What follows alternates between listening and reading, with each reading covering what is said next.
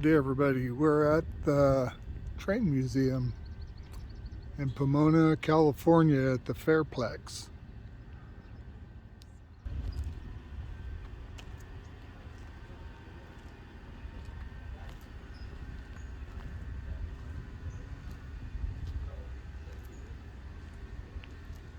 Going to give you a little bit of the story here, a little history.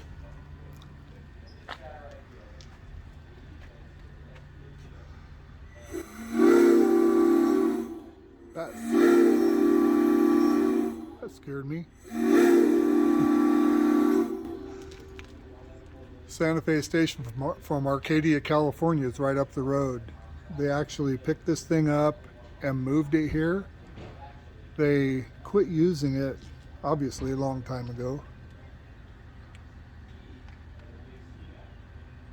Let's see, what's it say? It was moved directly north in 1923. Isn't that something? Wrong way. Up here on the top is where the person that ran the railway station used to stay.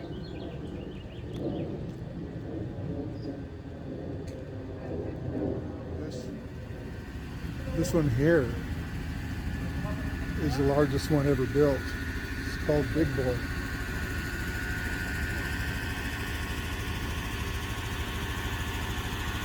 Just take a look at the size of the wheels on that thing. They're nearly as tall as me.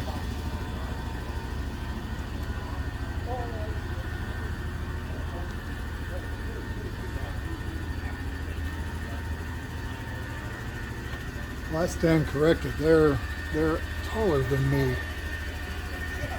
Very big.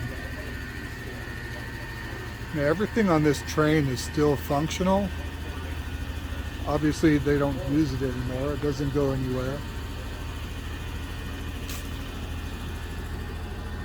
Look at all the rivets to hold the boiler together so it doesn't explode when it's building up steam pressure.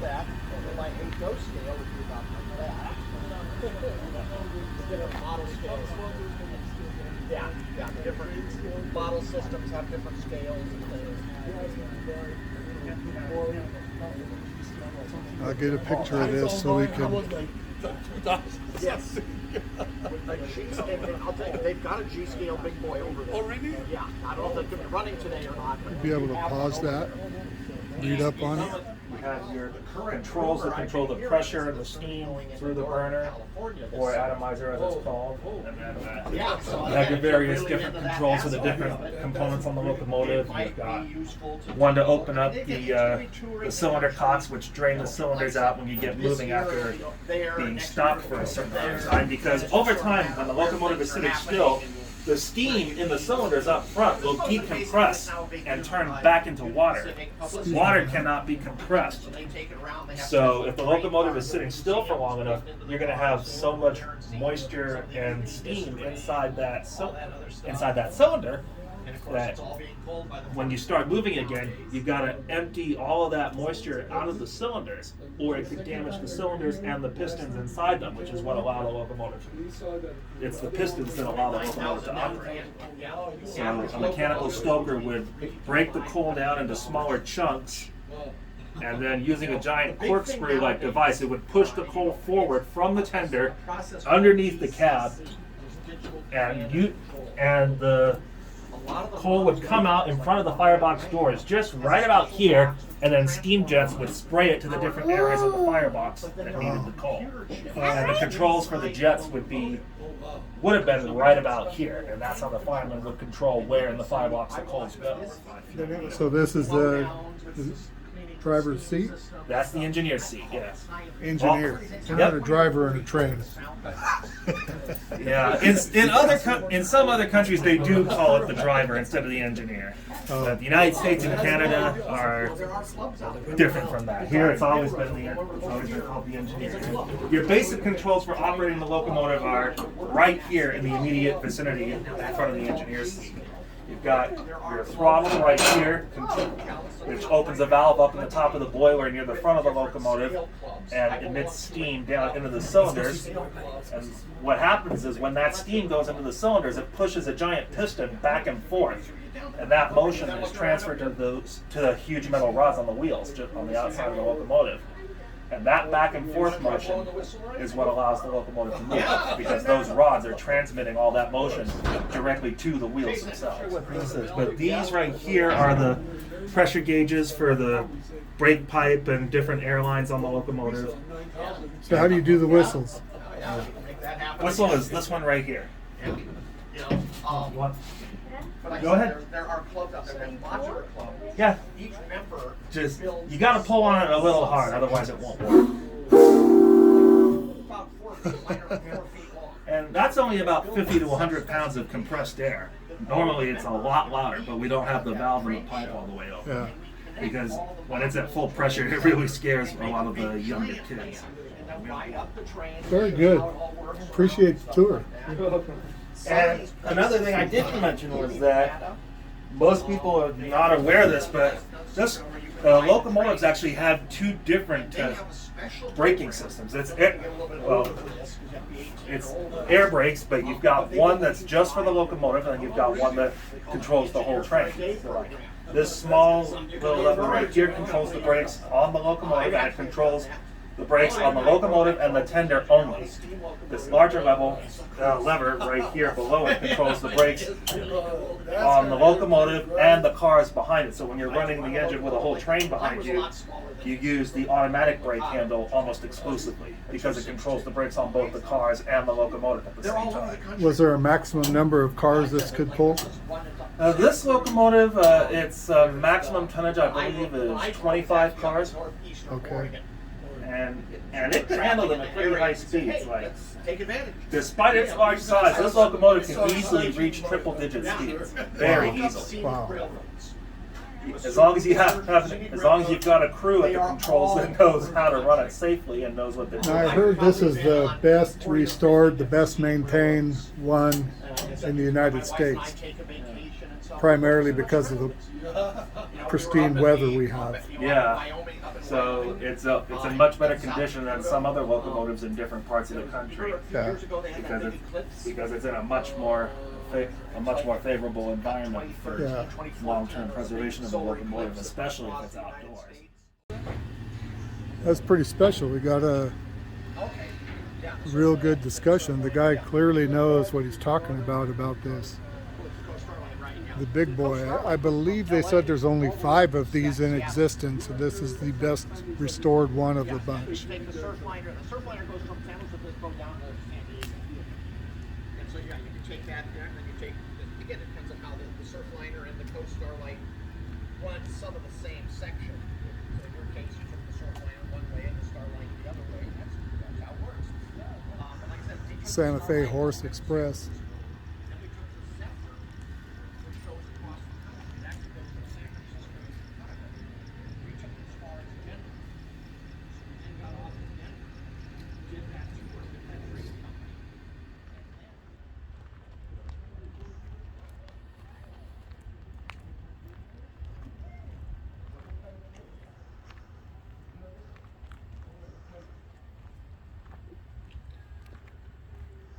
DD40X diesel engine.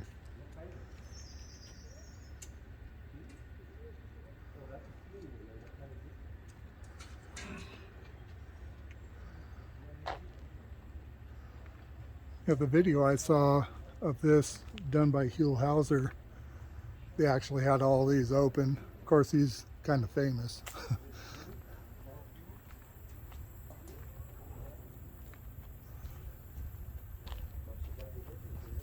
I think that video was back in 2002.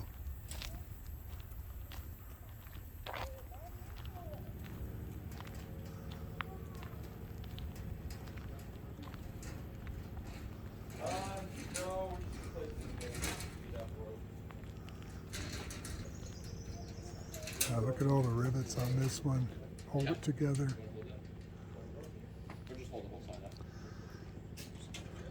Now what it said about this is it's two pieces of steel.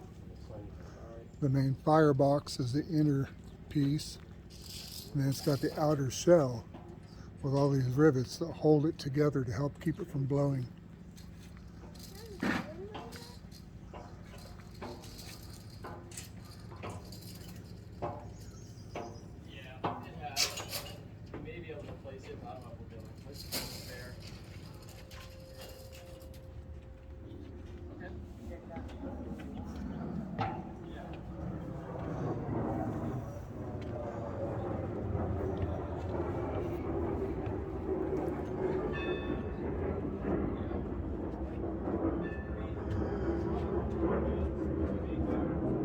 Okay, this is kind of the theory of what he was talking about on Big Boy. The coal would go in here, and this auger down here would feed it underneath and fire the boiler inside.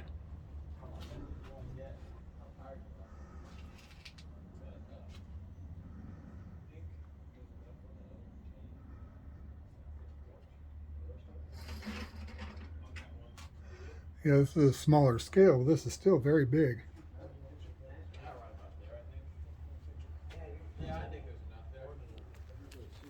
Yeah, that's right.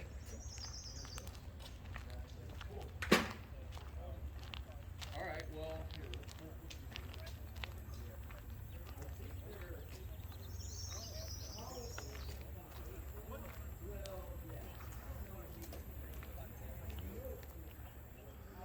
This one needs a little bit of work.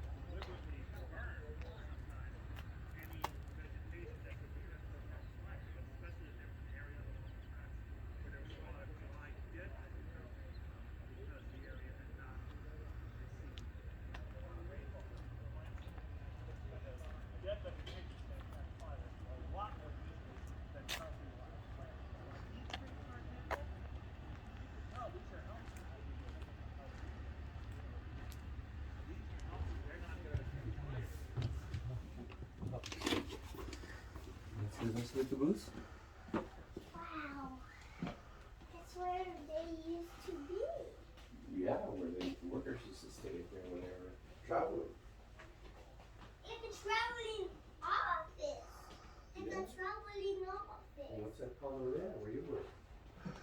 Okay, this one pretty much shows what I was talking about. It's got places where they could sit. They have their sink right here, Wow. running water. Yeah, they were water They there. could cook right here. Yeah. Oh yeah, they could cook. I can tell you what that's called up there. What's that Look called? at that. That's a cute look there. Yeah. Yeah. Come on, Take buddy. a look at the engine. The engine is big. Let's go see. This is where they would be able to sit and do their work. This is one of the beds. It slide out kind of like an RV does.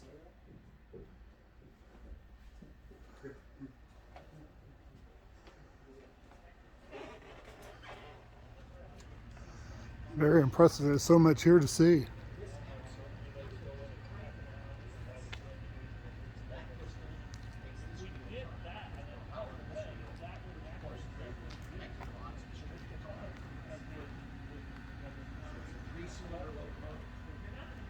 Today, there's already 4 examples.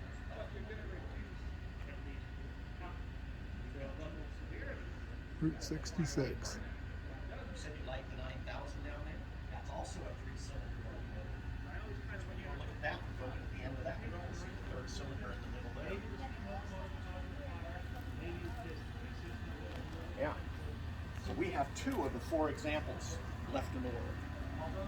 Several people who lived here have said that they were out photographing the trains the more than where the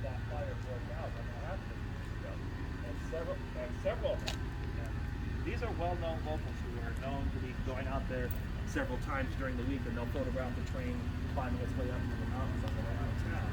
And several of those guys said that they saw a vehicle dumping stuff near the tracks after the train went by, not long before the train was reported.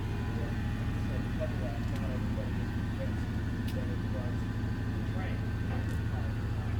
Was it? Was it the train? Was it material dumped in the tracks? Because one thing that most people probably don't know is that All the trains down this side run on a 3-foot track. Scale is 3 foot. And all the trains on this side over here run on the wider 4-foot track.